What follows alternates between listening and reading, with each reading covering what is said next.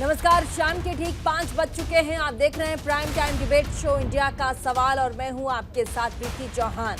दिल्ली के अध्यादेश को लेकर के लगातार चर्चा, वाद विवाद संसद के अंदर जारी है और ऐसे में आज, क्योंकि कल ट्रांसफर पोस्टिंग बिल पर चर्चा होनी थी सदन के अंदर, लेकिन कल नहीं हो पाई, इसीलिए आज जब अमित शाह ने केंद्रीय गृह मंत्री अमित शाह ने जब इस बिल को पढ़ना शुरू किया, उसके बाद लगातार जैसे जैसे बिल के बारे में वो आगे बढ़ते गए, फिर बाद में उन्होंने दिल्ली के मुख्यमंत्री अरविंद केजरीवाल पर कटाक्ष किया और अब दिल्ली सेवा बिल को 2 अगस्त को लेकर के लोकसभा में पेश कर दिया गया था, जिस पर आज जो चर्चा हुई है, चर्चा के दौरान केंद्रीय गृह मंत्री अमित शाह ने लोकसभा में बताया कि ये बिल आखिर क्यों जरूरी है।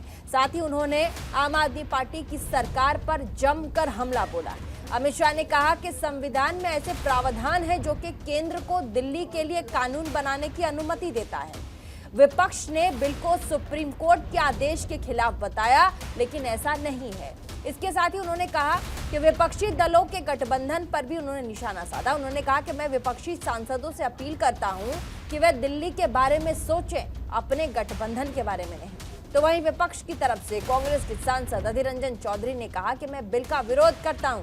इस बिल के जरिए सरकार सूचना का अधिकार, कानून और निजता के अधिकार को कुचलने का काम करेगी। दरअसल सभी विपक्षी पार्टियां इस बिल का विरोध कर रही है। लोकसभा में 543 सांसदों में से सरकार के पास कुल 353 सांसद हैं। विपक्ष के साथ 153 सांसदों का समर्थन है, लेकिन विपक्ष की असली परीक्षा अब है।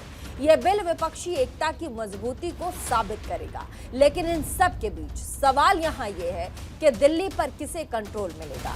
क्या इस बिल के जरिए विपक्षी एकता का इम्तिहान लिया जा रहा है? इन सभी सवालों पर बातचीत करेंगे, लेकिन उससे पहले देखिए आज लोकसभा में सदन में अंदर क्या कुछ हुआ है। गृह मंत्री अमित शाह ने क्या कुछ कहा, साथ ही विपक्ष की तरफ से अधीर रंजन चौधरी ने क्या कुछ कहा है। 2015 में यहां स्थिति बदली और यहां एक ऐसे दल की सरकार आई जिसका मकसद, मुझे कोई झिझक नहीं है कहने में, जिसका मकसद सेवा करना है ही नहीं, झगड़ा करना। माननीय अध्यक्ष जी अनेक पार्टियों के मुख्यमंत्री रहे, अनेक पार्टियों की मिलीजुली सरकार रही, शुद्ध रूप से सरकार रही, मगर राष्ट्र सेवा करने में और जन सेवा करने में किसी भी पार्टी को कोई दिक्कत नहीं आई। मैं बाद में बात करूंगा क्या दिक्कत है वो, उसकी भी डिटेल बात करूंगा, प्रॉब्लम क्या है वो। प्रॉब्लम ट्रांसफर पोस्टिंग के अधिकार का नहीं है, विजिलेंस को कंट्रोल में लेकर बंगला जो बना दिया है, इसका सत्य छुपाना है। जो भ्रष्टाचार हो रहा है, इसका सत्य छुपाना है। विधेयक और कानून देश के भले के लिए लेकर आते हैं, इसका विरोध या इसका समर्थन भी देश के और दिल्ली के भले के लिए करना चाहिए। The government is going to trample upon the Right to Information Act and right to privacy. So we are vehemently opposing this kind of sinister motives being displayed by this government.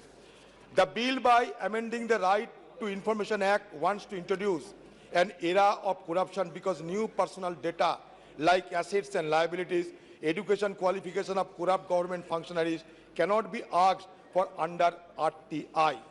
Second issue, the bill does not provide for compensation to individual whose personal data has been compromised or who has suffered loss due to theft of personal data. Third, the Digital Personal Data Protection Bill 2023 violates the fundamental rights of privacy as laid down in the Puttaswamy case, as other esteemed members are also referred, since the present bill does not restrict the government to use and process personal data. Therefore, I will suggest the government that they should send this bill for further deliberation, for wide discussion. तो आपने देखा क्या कुछ आज सदन के अंदर हुआ है। गृह मंत्री अमित शाह ने क्या कुछ कहा है, अधीर रंजन चौधरी ने क्या कुछ कहा है। अब आगे बढ़ेंगे, इस विषय पर बातचीत करेंगे। हमारे साथ आम आदमी पार्टी से आज अपना पक्ष रखेंगे संजीव नसीर जी, प्रवक्ता हैं आम आदमी पार्टी के। प्रवक्ता बीजेपी के अपना पक्ष रखेंगे यासिर जिलानी जी। साथ ही कांग्रेस की तरफ से अपना पक्ष रखेंगे विजय कौशिक जी। और मणिशंकर पांडे हैं, प्रवक्ता एलजेपी। बहुत बहुत स्वागत है आपका। पीयूष पांडे वरिष्ठ पत्रकार हमारे साथ स्टूडियो में, बहुत बहुत स्वागत है आपका। आप सभी का बहुत बहुत स्वागत।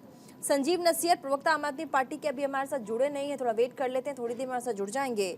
और ऐसे में मणिशंकर पांडे जी हैं, प्रवक्ता हैं एलजेपीआर के, एक बार उनके पास चलते हैं पहले। और सर, आपसे मेरा पहला सवाल है, जैसा कि गृह मंत्री कह रहे हैं कि विरोध करने के लिए आप किसी भी चीज का विरोध करिए, ये ठीक नहीं है। आप सहमति दायर कीजिए, आप विरोध कीजिए, लेकिन वो देश के किसी राज्य के या वहां की जनता के फेवर में, हक में होना चाहिए, उनके भले के लिए होना चाहिए। जब ये आपके निजी हित के लिए हो जाता है तब वो देश के लिए और राज्य के लिए खतरनाक होता है। क्या कहेंगे इस पर? अध्यादेश के बारे में कह रहे हैं, ट्रांसफर पोस्टिंग बिल।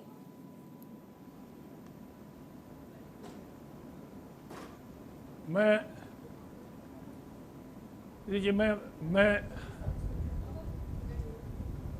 इस सर्विस बिल पर ये कहना चाहता हूँ कि दिल्ली में ये जो सर्विस बिल लाया गया है सदन के सामने, पार्लियामेंट के सामने, ये पूरे देश भर में एक चर्चा का विषय इसलिए है कि इसके पहले कभी इस तरह से चुनी हुई सरकार के खिलाफ कभी बिल पार्लियामेंट में नहीं आते थे। लेकिन हमारे देश में 8 टेरिटरी हैं, मतलब संघ शासित 8 राज्य हैं।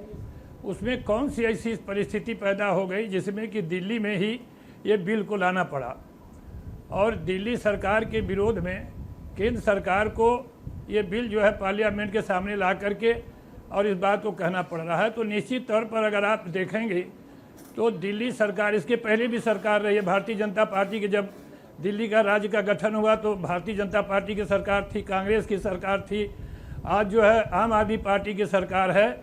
लेकिन आम आदमी पार्टी की सरकार की जब से बनी है तब से राज्यपाल बनाम सरकार, सरकार बनाम राज्यपाल, मैं समझता हूं कि जितना युद्ध दिल्ली में देखने को मिला वो किसी भी केंद्र शासित राज्यों में देखने को नहीं मिला। लेकिन मैं ये भी कहना चाहता हूं कि एक चुनी हुई सरकार, जब जनता सरकार चुनती है तो उसको अधिकार मिला है, और जनता से चुनी हुई सरकार पर अगर हम अंकुश लगाते हैं, लेकिन ये तो वो भी लोकतंत्र के लिए खतरा है सर। और लोकतंत्र का इससे नुकसान होता है। माफ कीजिएगा, मैं आपको टोक रही हूँ, लेकिन इस बात पर विशेष चर्चा करने की जरूरत है कि दिल्ली सरकार, जो आम आदमी पार्टी की सरकार आई है, उसके 2 मंत्री जेल में हैं।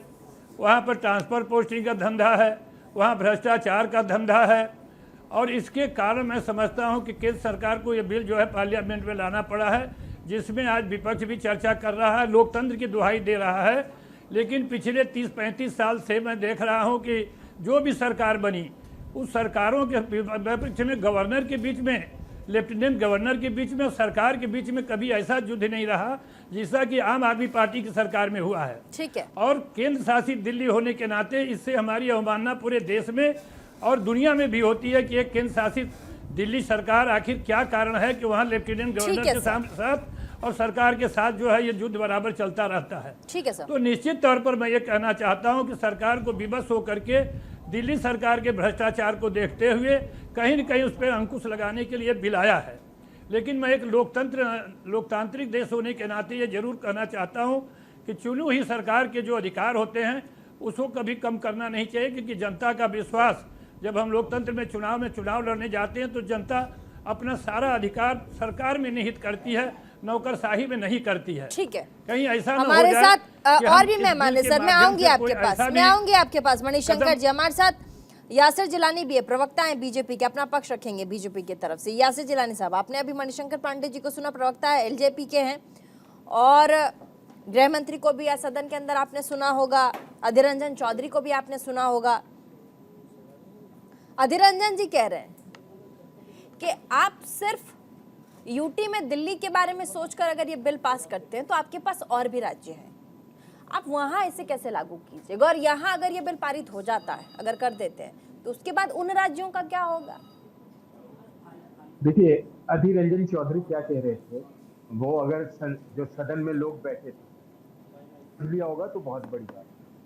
क्रिस्टल की तरह क्लियर जो होती ना, वो बातें गृह मंत्री आदरणीय अमित शाह जी ने सबके सामने पटल पे सदन में रखी।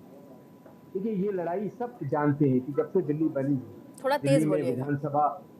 दिल्ली में जब से विधानसभा की शुरुआत हुई, कांग्रेस की सरकार और भाजपा की सरकार रही है। कभी हमने आज तक, क्योंकि मैं भी दिल्ली वाला हूं, तो मैंने तो कभी, और छात्रवृत्ति की राजनीति से हम लोगों ने राजनीति शुरू करी, तो हमने पूरा का पूरा जो 15 साल का शीला दीक्षित का कार्यकाल है वो देखा, जिसमें एक बार शीला दीक्षित का कार्यकाल जब सेंट्रल में भाजपा की सरकार, वो भी देखा है। लेकिन कभी इस तरह के मसले की किसी ऑफिसर के ट्रांसफर पोस्टिंग ही मेन मुद्दा बनाया जाए, केंद्र बिंदु बनाया जाए, दिल्ली के विकास को एक तरफ ताक पे रख दिया जाए, दिल्ली के जनमानस के भावनाओं को एक तरफ ताक पे रख दिया जाए, और ट्रांसफर पोस्टिंग को लेके भ्रमित करा जाए कि ये जो अध्यादेश है वो एससी के खिलाफ है, सुप्रीम कोर्ट के खिलाफ है, लोगों के सामने ले जाके झूठ परोसना, जो एक आम आदमी पार्टी की कला है। अरविंद केजरीवाल की पूरी राजनीति का जो केंद्र बिंदु है वो झूठ का आधार और धोखा है, वो सारी बातें सामने रखी गई है। क्यों आखिर ये जरूरत पड़ रही है? विजिलेंस डिपार्टमेंट क्यों अरविंद केजरीवाल चाहते हैं? विजिलेंस डिपार्टमेंट अरविंद केजरीवाल इसलिए चाहते हैं कि जो केसेस उनके ऊपर हैं और जो उनके एमएलए पे हैं, जो उनके रिप्रेजेंटेटिव पे हैं, वो विजिलेंस अगर उनके पास आ जाता है तो उसका वो दुरुपयोग करेंगे। जो उन्होंने शीश महल बनाया है, जिसकी चर्चा आज सदन में आदरणीय केंद्रीय मंत्री अमित शाह जी ने करा है, उससे वो कैसे बचेंगे अगर यह अध्यादेश पारित हो जाता है? जो अध्यादेश पारित होने में किसी तरह की कोई समस्या नहीं है।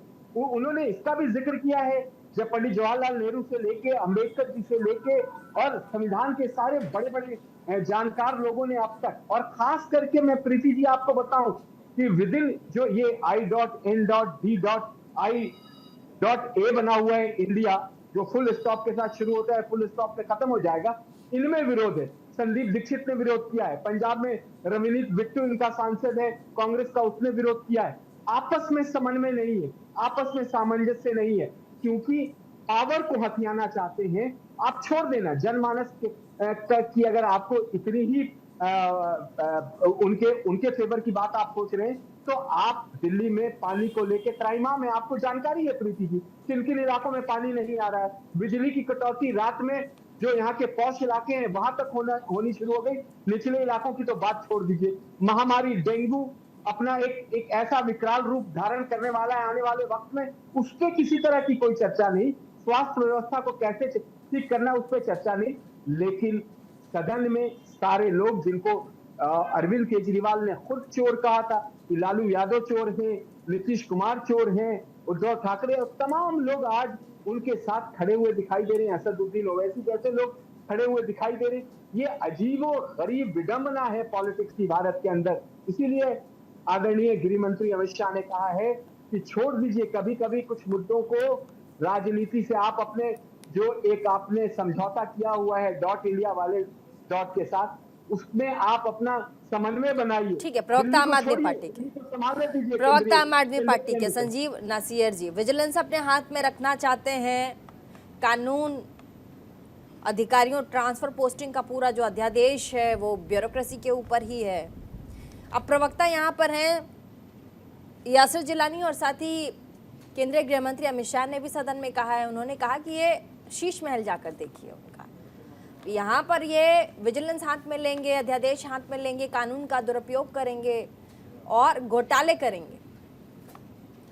प्रीति जी, आज देश के गृह मंत्री जब संसद में बोल रहे थे तो सारे देश ने देखा और सुना कि अरविंद केजरीवाल जी का जो फोबिया इन भारतीय जनता पार्टी और खासकर गृह मंत्री के चेहरे पर नजर आया, उसका सबसे बड़ा एग्जाम्पल ये है कि जब उन्होंने अपनी बातें रखी, पंडित जवाहरलाल नेहरू जी का जिक्र किया, बाबा साहब अम्बेडकर जी का जिक्र किया, लेकिन अपने नेताओं को भूल गए।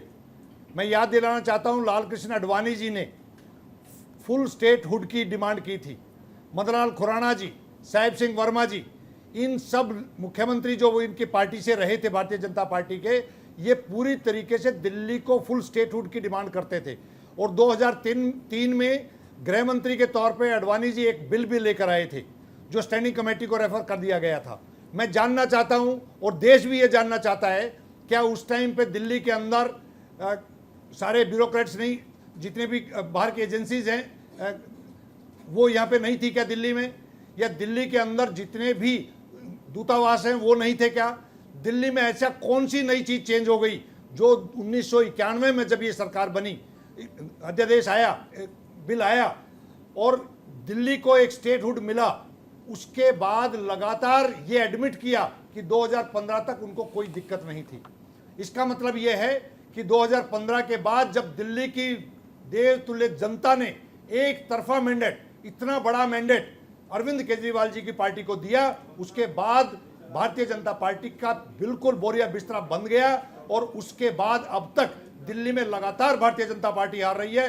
ये लोग एमसीडी से भी बाहर हो चुके हैं। दिल्ली की जनता, 2 करोड़ जनता को ये टॉर्चर करना चाहते हैं। देश के संविधान में इनका कोई विश्वास नहीं बचा है।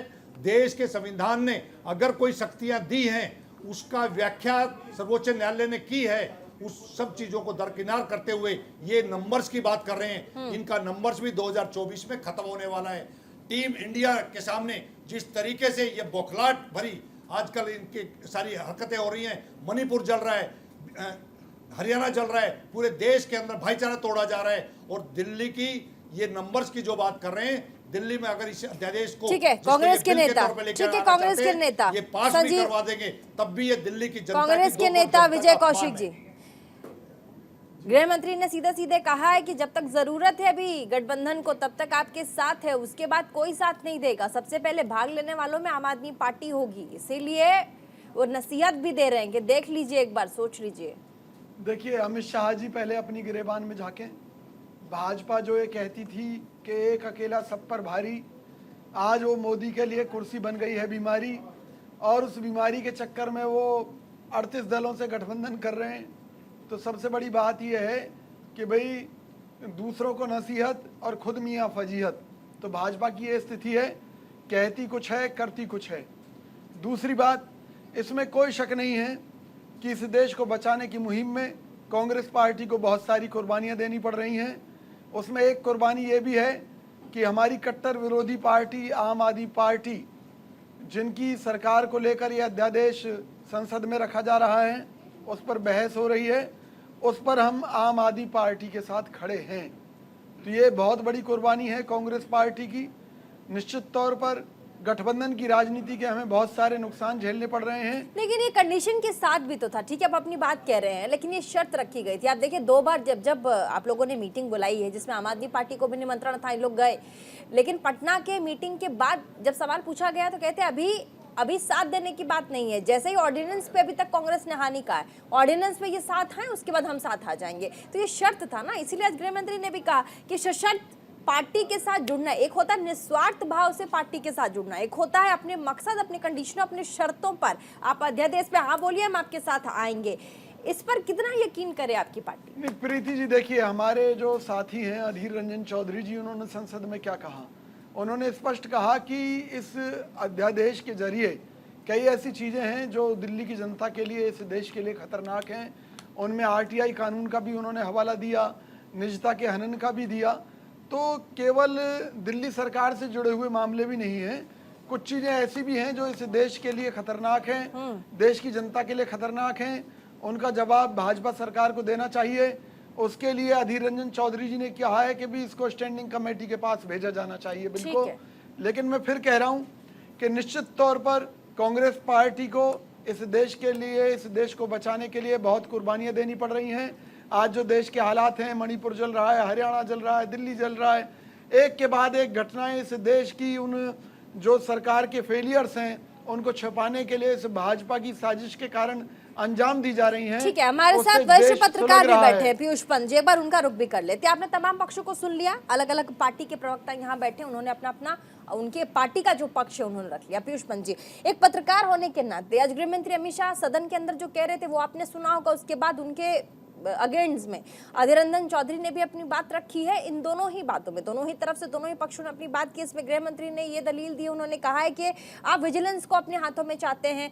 उन्होंने कई दलीलें दी हैं इनफैक्ट कि आप दिल्ली को कहते हो कि आप पूरा का पूरा जो अध्यादेश है, उनके जो ट्रांसफर पोस्टिंग का मामला, जो ब्यूरोक्रेसी का मामला है, वो पूरा दिल्ली सरकार के हाथों में दिया जाना चाहिए। जबकि उन्होंने दलील दी कि पहले जो भी रहे हैं, जो भी यहाँ पर जो मुख्यमंत्री रहे हैं या फिर जो संविधान में जिन्होंने बनाया उसमें निहित है, उन्होंने दलील दी कि ये दिल्ली को छोड़ करके, दिल्ली में ये पॉसिबल ही नहीं है कि दिल्ली में एक अधिकार हो, एक राज्य की तरह उसे ट्रीट किया जाए। ये पॉसिबल नहीं है, नहीं हो सकता। क्या कहेंगे पीयूष पंत जी? देखिए प्रीति जी, अगर आप टेक्निकली देखिए तो इसमें सुप्रीम कोर्ट का जजमेंट भी है। उसने कहा है कि सर्विसेज जो है, जिसने कॉन्स्टिट्यूशन के जो प्रावधान है उसकी व्याख्या करते हुए कहा था कि ये जो अधिकार है वो जो है दिल्ली सरकार के। और दूसरा जो जिसका रेफर किया अमित शाह जी ने कि ये सुप्रीम कोर्ट ने ये भी कहा कि दिल्ली पे कोई भी कानून बनाने का अधिकार जो है वो जो है पार्लियामेंट को, निश्चित रूप से पार्लियामेंट सुप्रीम के लिए हमें रुकना पड़ेगा। टेक्निकल प्रॉब्लम में शायद पीयूष पंत जी आपके माइक पे थोड़ा हम चेक भी करवा लेते। तो छोटे से ब्रेक के लिए रुकेंगे, कहीं मत जाइएगा, फौरन हाजिर होते हैं। देखते रहिए prime time debate show India का सवाल।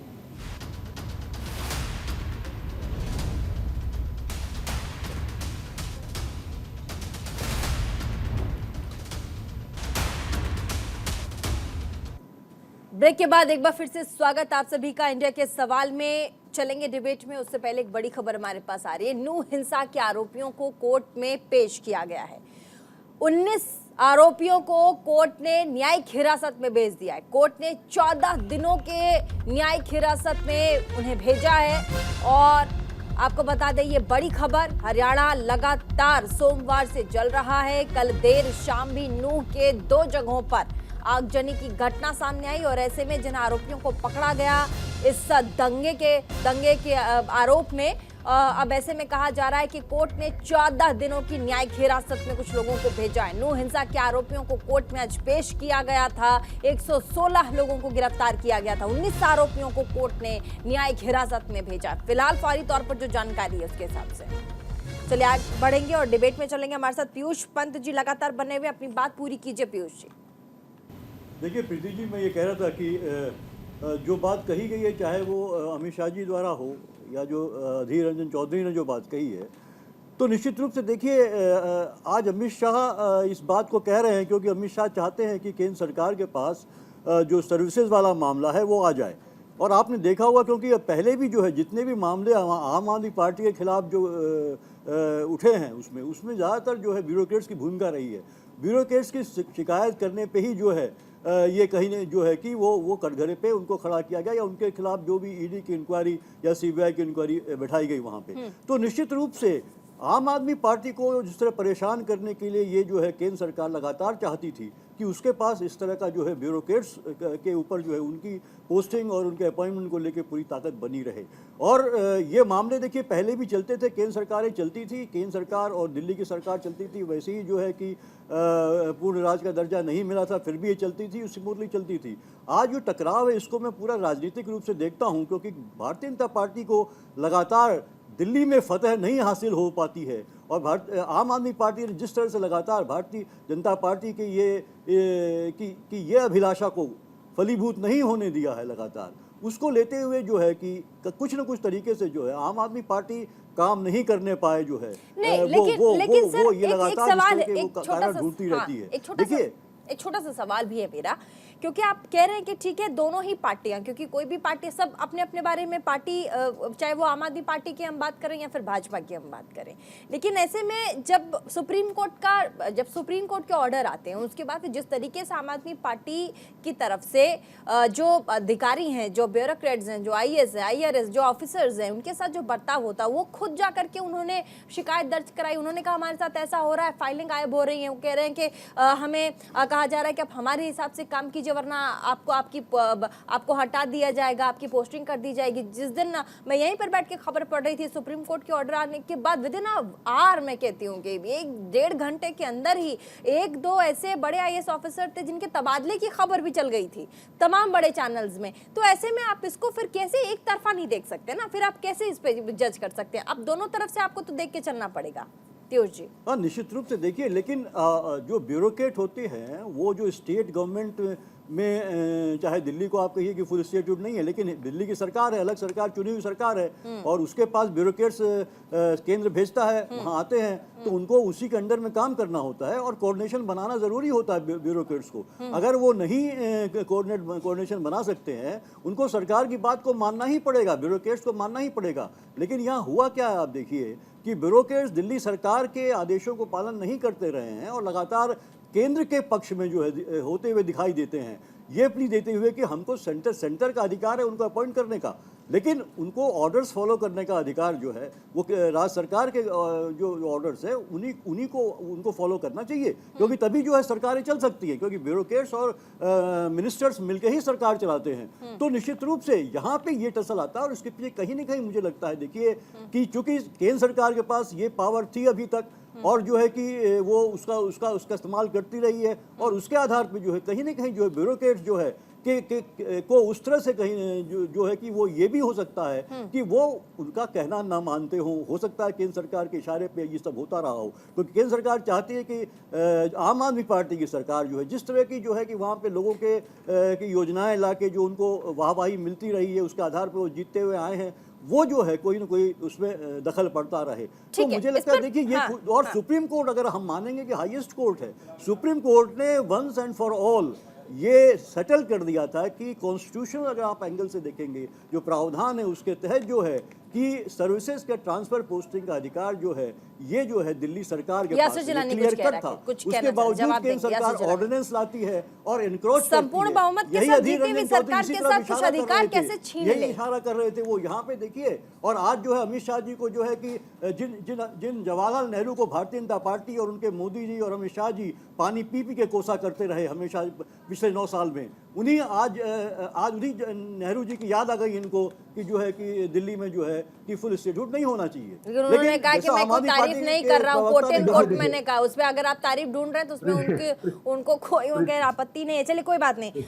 यासिर जिलानी एक बार आपके शब्दों पर कुछ प्रतिक्रिया देना चाहते हैं जल्दी से, यासिर जिलानी। देखिए, भारत में दिल्ली एक ऐसा यूनियन टेरिटरी है जहाँ पे सरकार और ब्यूरोक्रेट में टकराव क्यों हुआ और किसी राज्य में क्यों नहीं टकराव हुआ, और आज तक बहुत ही वरिष्ठ पत्रकार है पंत जी, कभी उस पर चर्चा जरूर की जा सकती है, क्योंकि यहाँ पे चीफ सेक्रेटरी अंशुल प्रकाश को मुख्यमंत्री के सामने उनके एमएलओ ने पीटा, ये एक कारण था। जैसे ही सुप्रीम कोर्ट का ऑर्डर आता है, संजीव भारद्वाज रात में ऑफिस में जाके फाइलों को उठा लेते हैं, धमकी देते हैं, माँ बहन की गालियां देते हैं। ये भी भारत में पहली बार दिल्ली में ही देखने को मिला है पंत जी। तो ये जो ब्यूरोक्रेट से नहीं टकराया, ब्यूरोक्रेट मजबूर हुआ जब आपने उसको मजबूर कर दिया।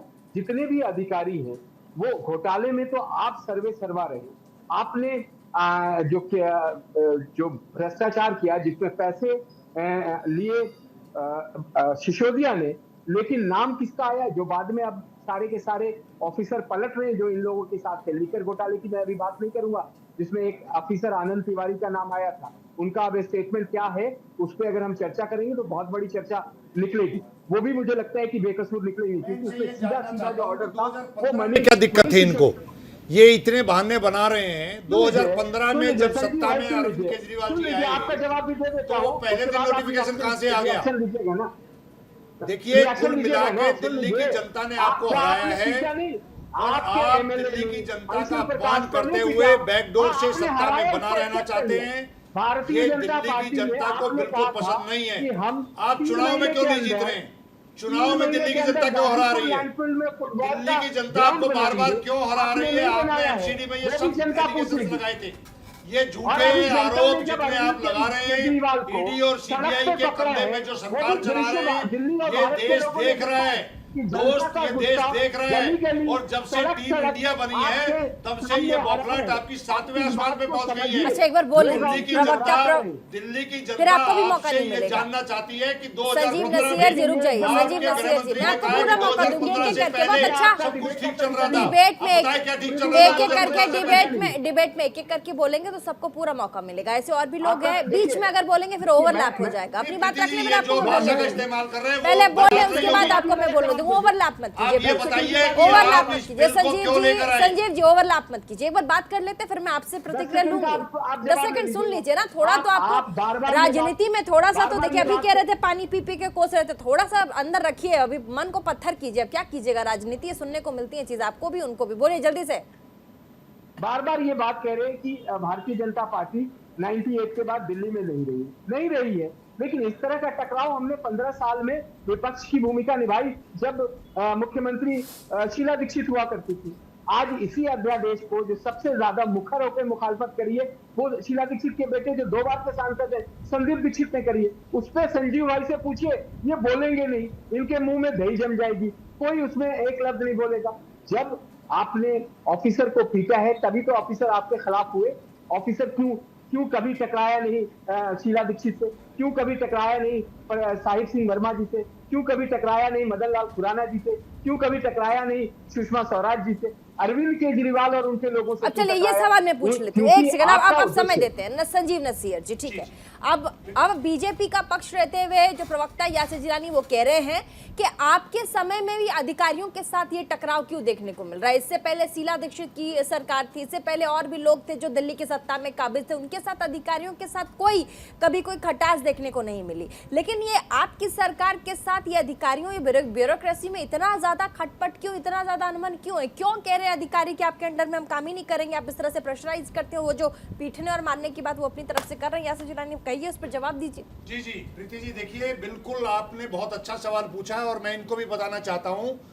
1993 से 1998 के बीच में दिल्ली प्रदेश में भारतीय जनता पार्टी की सरकार रही। 1998 के बाद लगातार 15 साल कांग्रेस की सरकार रही। जब भारतीय जनता पार्टी की प्रदेश में सरकार थी तो ऊपर कांग्रेस की सरकार थी सेंटर में। जब बाद में जब भारतीय जनता पार्टी दिल्ली में हार गई, केंद्र में अटल जी की सरकार थी। आज 2014 में जब भारतीय जनता पार्टी की नेतृत्व नरेंद्र मोदी जी और अमित शाह के पास आया, तब भारतीय जनता पार्टी गौण हो गई। आज देश के अंदर भारतीय जनता पार्टी का कोई वजूद नहीं है, सिर्फ मोदी और जो अमित शाह आरोप की जोड़ी उन्होंने है। मढ़े हैं उस पे जवाब तो दीजिए, फिर जी, मैं घुमा वही रहे हैं बता आप, रहा हूं समय आपको। का में घुमाए जा रहे हैं आप। मोदी और अमित शाह की जोड़ी जब 2014 में आई घुमाइए और मत, जवाब दीजिए। 2015 में दिल्ली की जनता ने मोदी के खिलाफ मैंडेट देते हुए अरविंद केजरीवाल जी को एक तरफा जिताया। वो कहीं ना कहीं इनका अहंकार, सवाल पे जवाब दीजिए मैं वही ना, बता रहा हूँ संजीव जी जी, प्लीज, ये उससे घुमाना है। उससे पहले केंद्र और अंशुल प्रकाश। प्रदेश के अंदर कॉर्डियल एटमॉस्फेयर अंशुल था। प्रकाश। क्योंकि दोनों तरफ से कॉर्डियल एटमॉस्फेयर आनंद रखा जाता है। तिवारी। लेकिन जब से मोदी जी आए हैं, अब देखिए देश में कितनी सरकारें तोड़ी गई। दिल्ली के शंकर अलावा पांडे। भी कहीं पर भी लोकतांत्रिक तरीके से क्या सरकार चलाई क्या? चलिए विजय कौशिक जी से पूछ लेते हैं। विजय वाई कौशिक वाई जी, शीला राज दीक्षित शेखर। भी सरकार में रही हैं दिल्ली में बड़े लंबे वक्त तक। अब ऐसे में सवाल ये है कि क्योंकि अमित शाह गृह मंत्री कह रहे थे कि हमने कई सरकारें आती जाती देखी, कई बार हम दरवाजे के उस तरफ थे, कई बार विपक्षी पार्टी अंदर थी, आज हम अंदर है, विपक्षी पार्टी बाहर है। अब ऐसे में वो कह रहे हैं कि ये जो ट्रांसफर पोस्टिंग वाला बिल है या फिर ये जो ब्यूरोक्रेसी अधिकारियों का मामला, ये कह रहे कभी इस तरह की खटपट हमने कभी देखी ही नहीं। ये अचानक से ऐसा आता है कि एक तरफ से कहा जाता है कि हम इनके अंडर में काम नहीं करेंगे या हमारे साथ ऐसी दिक्कत है। पहले शीला दीक्षित जब थी या तमाम और भी दूसरे जो मुख्यमंत्री हुए दूसरे पार्टियों के, उनके साथ ये खटपट क्यों नहीं देखने को मिली? देखिए प्रीति जी, मैंने आपको पहले भी कहा है कि हम अपना गठबंधन धर्म निभा रहे हैं और इस अध्यादेश में जो विसंगतियां हैं उनको लेकर सवाल कर रहे हैं। हमारा मुद्दा केवल यही है कि इस समय देश को बचाना हमारा प्रथम लक्ष्य है।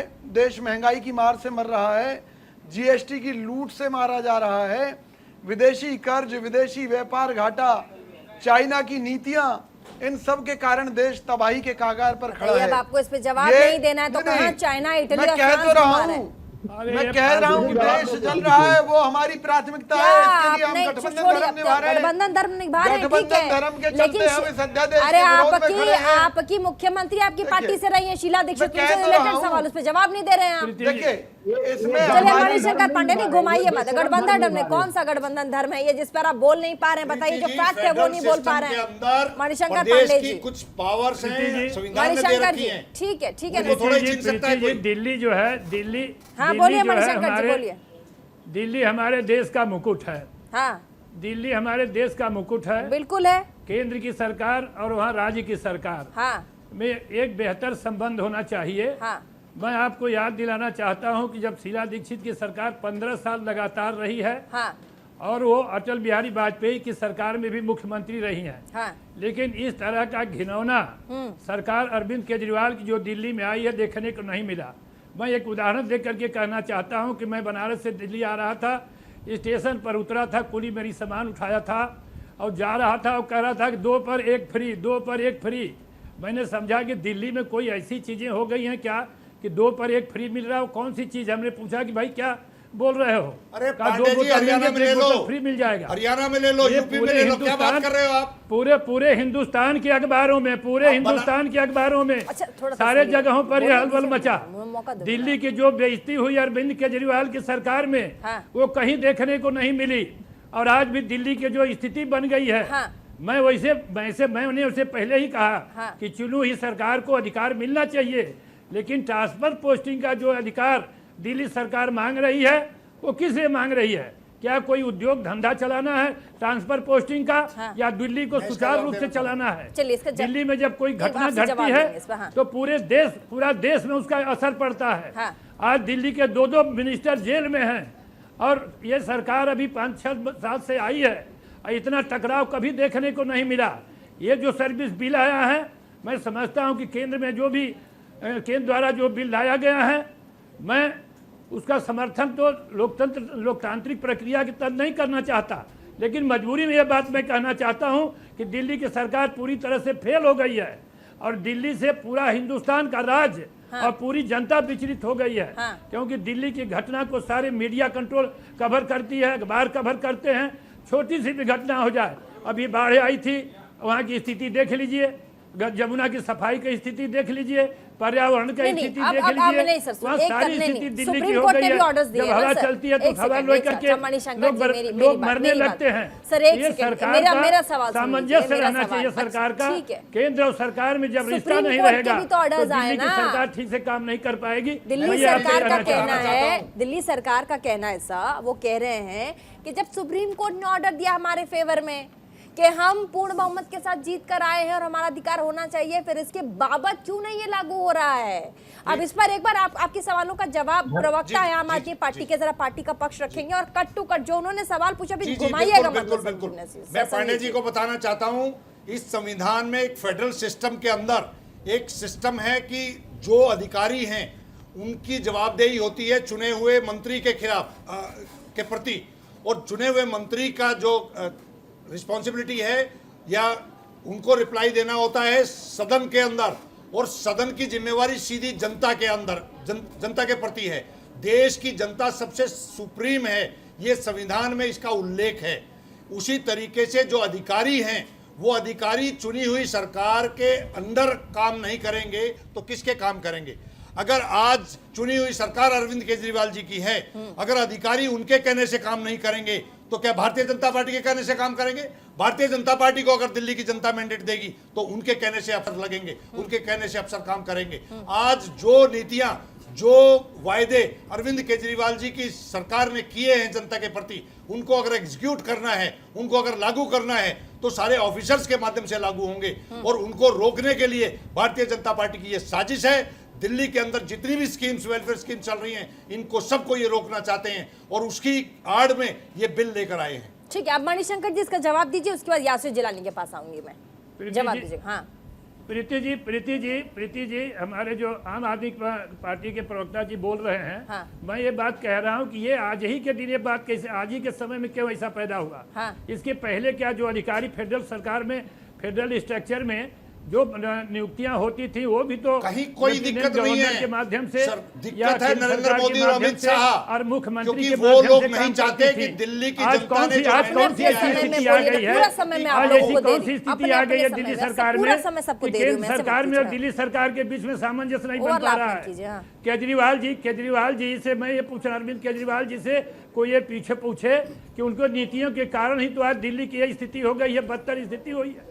आज ये अधिकारियों के बीच में और सरकार के चुनी हुई सरकार के बीच में अगर सामंजस्य नहीं है तो इसकी जिम्मेवारी किसके ऊपर देना आप चाहते हैं? पूरे मैं जानना चाहता हूं। प्रीति जी, दिल्ली पहला प्रदेश है जहाँ महिलाओं की यात्रा फ्री है, जहाँ बिजली सबसे सस्ती है, जहाँ पानी ये आम घर आदमी में पार्टी फ्री के में मिलता प्रवक्ता को है, बीच में जहाँ अच्छे मोहल्ला क्लिनिक हैं, अरे जहाँ मैं सरकारी विकास अच्छे मैं स्कूल हैं, डेवलपमेंट और उसके डेवलपमेंट बावजूद की प्रॉफिट तो का बजट है। दिल्ली आप क्या बात कर रहे के हो पांडे जी? डेवलपमेंट को सारे लोग देख रहे हैं। दिल्ली की कि दिल्ली की फाइनेंशियल स्थिति स्थिति कितनी बदतर हो बहुत गई सारे है। प्रदेशों से आप बेहतर विकास है। की बात अगर मत यहाँ करिए, बदतर बस है फ्री तो चलने की लॉ एंड बात ऑर्डर मत करिए। बदतर है। आप- रोज यहाँ पे रेप हो रहे हैं, आपसे रोज मैं सिर्फ मर्डर्स ये हो रहे सवाल हैं। पूछना ये चाहता स्थिति हूं, जो लॉ एंड ऑर्डर ये की है, कौन जो सी केंद्र साजिश सरकार है के पास जिसमें है, कि देश के गृह मंत्री के पास सरकार के है, बीच इस में वजह से स्थिति चुनी खराब हुई है। सरकार के दिल्ली बीच की में अगर कोई और बदनामी हो अधिकारियों के रही है बीच में तो लॉ सामंजस्य एंड नहीं ऑर्डर हो की पा वजह से रहा हो है। रही है। आज ये हमारे देश 91 में हमारी सिटी के अंदर ना दिल्ली महिलाएं सरकार बनी, सुरक्षित दिल्ली का हैं, गठन ना यहाँ हुआ, पे बुजुर्ग और उसके बाद सुरक्षित भी हैं। वहाँ पर रोज सरकार चेन काम नहीं स्नैचिंग कर पा होती रही है। है। अब एक बार ये जो बोल रहे हैं, क्राइम कहीं ऑर्गेनाइज्ड बोल रहे क्राइम हैं, चल रहा है, भाजपा के ऑर्गेनाइज्ड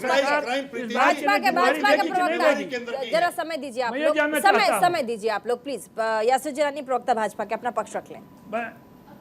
देखिए, मैं तो आम आदमी पार्टी से सिर्फ ये पूछना चाहता हूँ, जो ये पूरा का पूरा दोष प्रधानमंत्री और गृह मंत्री पे मढ़ रहे हैं। YS राजशेखर एक अधिकारी है, उनका नाम तो आपने सुना ही होगा, संजीव भाई। हाँ, अधिकारियों उनके का साथ नाम लो, क्या- अधिकारियों की आड़ में सरकार चला रहे हैं आप। ईडी देख सीबीआई लीजिए, के आप अधिकारी, आप वकील भी मैं हैं, बता रहा हूं कानून आपको। की आप इस वक्त आप इस पे क्या जवाब देंगे? आप ये बताइए, दिल्ली की जनता आपको बार-बार दिल्ली में क्यों हरा रही है? अरे सुनने का माध्यम अगर आपकी इतनी नीतियां अच्छी हैं, तो दिल्ली की जनता लगातार बार-बार आपको क्यों हरा रही है? और क्यों दिल्ली की जनता की हार के बावजूद आप बैकवर्ड से सत्ता में बने रहना चाहते हैं? किसने उन्हें हटाने की बात करी? किसने उसे चुनी हुई सरकार जनता के प्रति सब जवाब देगी। अब एक बार जवाब ले लीजिए। जवाब सुन ले। जवाब। इनका जो मकसद है, इनका है कि अधिकारियों को डरा धमका के फाइलों को साइन करें, और जो भ्रष्टाचार ये लोग कर रहे हैं, क्योंकि ये भ्रष्टाचार इनका उजागर है। इनके 2 मंत्री जेल में हैं। ये सारे जेल नहीं झूठे केस हुई हैं, ये अपने आप धराशायी हो वो जाएंगे। भारतीय जनता पार्टी ने नहीं बंद किया है, उनको भारत की एजेंसियों ने बंद किया है घोटालों में, और वो जनता जानती है। अभी वो एजेंसी किसकी है? वो आपने सारे भ्रष्टाचारी, देश के प्रधानमंत्री 70,000 अच्छा, बोल तो लेने दीजिए, बोल लेने दीजिए ना, मैं आपको दूंगी मौका। नसीर जी, कितना समय दूं आपको? रुक जाइए, बोल लेने दीजिए ना, मतलब अपने अपने से ओवरलैप कर। अच्छा, कोई बात नहीं, ओवरलैप क्या कीजिएगा, अब आरोप लगे हैं तो वो बोल रहे हैं। आपने भी तो कई चीजें कही, आपको मैं पूरा मौका दे रही हूँ। ओवरलैप करेंगे नहीं समझ में आएगा कौन क्या कह रहा है। ओवरलैप मत कीजिए, बोलिए यासिर जी। सीनियर वक्ता है, फिर भी आपको वही आम आदमी पार्टी की छिछोरी हरकत करनी है आपने। देखिए, मैं इनसे सवाल कर रहा हूं कि आप समन्वय बनाइए अधिकारियों से। आप क्यों घबरा रहे हैं? आपका मूल जो केंद्र बिंदु है अभी सरकार का, और देखिए ढुलमुल रवैया बार बार कांग्रेस एहसान कर रही है कि हम कुर्बानी दे रहे हैं जी, क्योंकि इनकी फाइल, इन लोगों के अंदर भी शर्म नहीं है। इनकी शीला दीक्षित की फाइल लेके वो मुख्यमंत्री बन गए, क्योंकि वो कहा करते थे कि मैं आऊंगा शीला दीक्षित जेल में चली जाएंगी, मैं आऊंगा हमारी बेशर्मी का तो पूछे मत यासिर भाई। चला जाएगा। आज कपिल सिब्बल भाई साहब, आप अभी कह रहे थे ना, ये जो शीशे के महल की बात कर रहे हैं, ये जो भाजपा के दिल्ली से लेकर देश के हर जिले में शीश महल खुले हैं ना, जिस भ्रष्टाचार की कमाई से खुले हैं, हमारी सरकार आने दीजिए। सब पीयूष पंजे वरिष्ठ पत्रकार। अधीर रंजन चौधरी सदन के अंदर कहते हैं, आपका कोई ना तो नेता है आपके पास, ना कोई नीति है। अच्छा ठीक है, तो आप जो परेशान हो रहे पीयूष हैं। पंत जी वरिष्ठ पत्रकार अधीर रंजन चौधरी सदन के अंदर कहते हैं कि आपको ये बिल लाने की जरूरत क्या है? आपको अगर आपको लगता है कि भ्रष्टाचार इतना ज्यादा है दिल्ली में, ये ब्यूरोक्रेसी में या फिर सरकार में, आपके पास ईडी और सीबीआई ऑलरेडी है, आप उसका इस्तेमाल कीजिए। बिल लाना जरूरी क्यों है? अधीर रंजन ने ये पूछा है, क्या कहेंगे इस पर? देखिए प्रीति जी, उन्होंने ये, देखिए सवाल तो वाजिब है कि आखिर बिल लाने की ज़रूरत क्यों पड़ी, जबकि सुप्रीम कोर्ट ये डिफाइन कर चुका था मई के महीने में कि जो है कि जो कॉन्स्टिट्यूशनली जो है संविधान के जो प्रावधान है उसके तहत जो है कि ये जो अधिकार है वो दिल्ली सरकार के हैं, तो मामला वहाँ ख़त्म हो जाना चाहिए था। अगर संविधान पे आस्था है केंद्र सरकार की, यहाँ पे अगर ब्यूरोक्रेट्स का जहाँ तक मामला है तो उसके लिए जो है कि देखिए ट्राइब्यूनल बने हुए हैं, उसके लिए जो है कि कुछ आगे जो है कि वो अधिकारी जा सकते हैं, नहीं तो अधिकारी जो है उसको जो है केंद्र सरकार रिकॉल कर सकती है। अगर उस अधिकारी की जो है कि ट्यूनिंग नहीं बैठ रही है कि राज्य सरकार के साथ जो है, और वो नहीं काम कर सकता है, तो वापस आ जाए, वो केंद्र में आ जाए, वापस आ जाए। तो ये इस तरह की चीज़, बहुत से प्राविधान हैं इसमें कि आप अपने हाथ में वो ताकत ले लीजिए जो प्रावधान जो है संविधान के तहत जो राज्य सरकार को भले ही दिल्ली को पूर्ण दर्जा नहीं है, लेकिन सरकार, ये संविधान में डिफाइंड है, जो बिल बना है दिल्ली के लिए, जो उसमें ये डिफाइन है कि ये अधिकार जो है, जो वो सर्विसेज वाले अधिकार जो दिल्ली सरकार के पास रहेंगे, और इसी को सुप्रीम कोर्ट ने इस पर मोहर भी लगाई थी। तो अगर केंद्र सरकार इसको नहीं मान रही, उसके बाद ऑर्डिनेंस लाती है, फिर जब सुप्रीम कोर्ट में जाता है मामला, फिर जो है वो बिल लाती है और कानून बना जाती है, तो ये वही है कि सरकार, केंद्र सरकार चाहती है कि हमारा पूरा का पूरा कंट्रोल जो है वो दिल्ली की सरकार के ऊपर रहे, और इनको जो है कि घोटालों में फंसाते रहो, और जो है कि इनकी जो है बदनामी करते रहो। क्योंकि देखिए, वरना इसमें कोई भी बात नहीं है कि आप जो है कि फिर आखिर ये अधिकार क्यों जा, ठीक है पार्लियामेंट को ये अधिकार है कि वो कानून बना सकता है, लेकिन यहाँ पे जो है संविधान ने डिफाइन किया हुआ है दिल्ली के संदर्भ में जो है कि उसके क्या, और सुप्रीम कोर्ट ने उसमें मोहर लगाई है। फिर अगर आप उसके बाद बिल लाते हैं और ये प्ली देते हैं कि साहब उस आपको चीफ सेक्रेटरी को मार दिया या उसकी पिटाई कर दी या उससे बन नहीं रही है, तो वहाँ ये भी तो है कि वहाँ तमाम ब्यूरोक्रेट जो है कि दिल्ली सरकार की को काम करने नहीं दे रहे हैं, और वो केंद्र से सरकार शिकायत लगा रहे हैं, और वहाँ पे जो फाइल की नोटिंग्स है वो केंद्र सरकार को पहुँचा रहे हैं। जो सीक्रेसी होती है जो राज्य सरकार की, वो मेंटेन नहीं करके वो जो केंद्र सरकार की चीजें मुहैया करा रहे हैं, तो ये भी तो जो है कि आप उल्लंघन कर रहे हैं। ये भी तो एक पक्ष है मणिशंकर जी, जो पीयूष पंत जी कह रहे हैं। एक बार जिस सवाल का जवाब लेते, पीयूष पंत जी बहुत इंपॉर्टेंट बात कह रहे हैं। वो कह रहे हैं कि दोनों चीजें हैं। अब ये भी है कि जो ब्यूरोक्रेट्स हैं वो कहीं ना कहीं सरकार को कामकाज, जो दिल्ली सरकार उनके कामकाज में बाधा डाल रहे हैं, वो सीक्रेट चीजों को सरकार के साथ साझा कर रहे हैं जो कि सरकार की है, राज्य सरकार की है। इसमें क्या जवाब देंगे? दोनों, वो कह रहे हैं कि डिसबैलेंस अगर है तो दोनों तरफ से।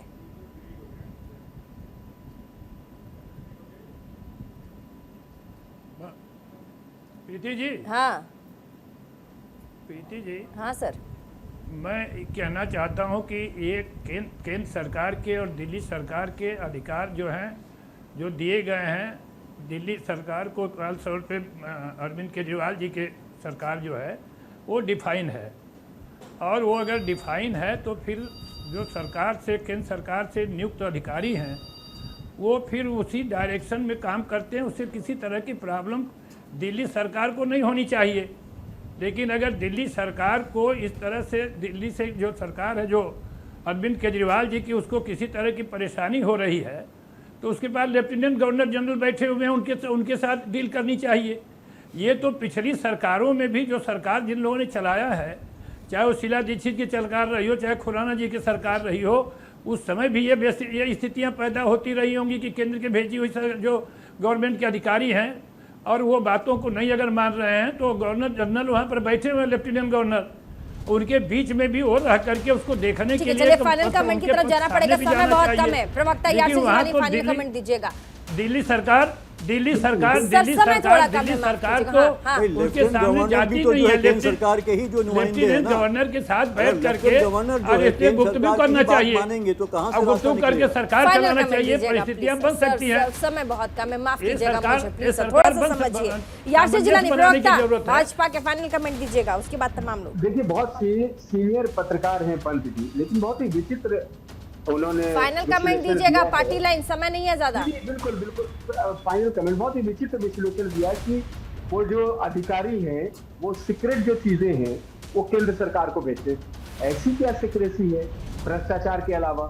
अगर भ्रष्टाचार उजागर, आपके अंदर भ्रष्टाचार करने की अगर इच्छा नहीं है, भ्रष्टाचार आपका माइंड नहीं कर रहा है, तो आप कहीं भी किसी तरीके के किसी परिस्थिति में कोई भी काम कर सकता है। ये थोड़ा मुझे अजीब सा लगा। नहीं तो उसमें एक्शन लीजिए ना, वो भ्रष्टाचार के खिलाफ एक्शन लीजिए। ये थोड़ी कि आप राज्य सरकार के अधिकारों को जो है कि ले लेंगे, आप एक कानून ले आएंगे, राज्य सरकार के अधिकारों को छीन लेंगे। चलिए फाइनल कमेंट विजय कौशिक जी, फाइनल कमेंट, समय नहीं है। फाइनल कमेंट विजय कौशिक जी, फाइनल कमेंट दीजिए। मैं ये कहना चाहता हूं, समय मौजूदा सरकार है, आप अधिकार को छीन रहे हैं राज्य सरकार के।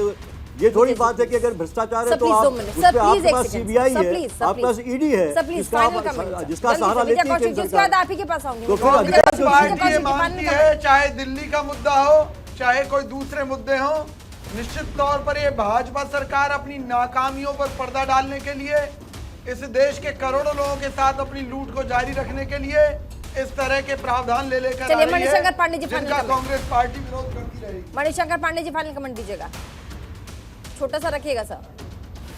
प्रीति जी, ये तो मुझे आश्चर्य हो रहा है, ये कांग्रेस पार्टी के प्रवक्ता जी का कि ये लूटने के लिए सरकार है। मैं ये कह रहा हूँ, मैंने ये कहा कि ये बिल जो लाया गया है एक विषम परिस्थिति में लाया गया होगा।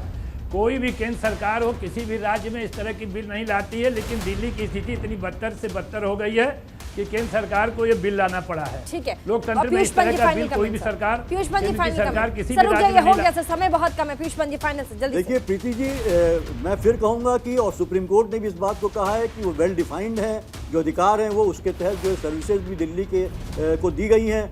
ये जो है ये अतिक्रमण है, जो है ये राज्य सरकार के अधिकारों का अतिक्रमण मैं इसको मानता हूँ और केंद्र सरकार को इसको अवॉइड करना ठीक है चाहिए था, सर। क्योंकि केंद्र संजीव नसीर फाइनल कमेंट जल्दी से, छोटा सा। दिल्ली की जनता के साथ चलिए। कहीं ना कहीं एक साजिश के तहत जो अरविंद केजरीवाल जी की छोटे से सरकार ने ब्रेक के लिए जो रुकना स्कीम पड़ेगा, चलाई समय कम है। उसको रोकने के लिए ठीक है संजीव एक जी, साजिश है। छोटे से ब्रेक में रुकना पड़ेगा, समय कम है। और आपने देखा कैसे अधिकार पर तकरार लगातार सदन के अंदर जारी है। क्या कुछ होगा इस पर अपडेट अभी चर्चा हो ही रही है, आगे क्या कुछ होगा हम आप तक जरूर पहुंचाएंगे। फिलहाल रुकेंगे छोटे से ब्रेक के लिए, कहीं मत जाएगा। देखते रहिए prime time debate show India का सवाल।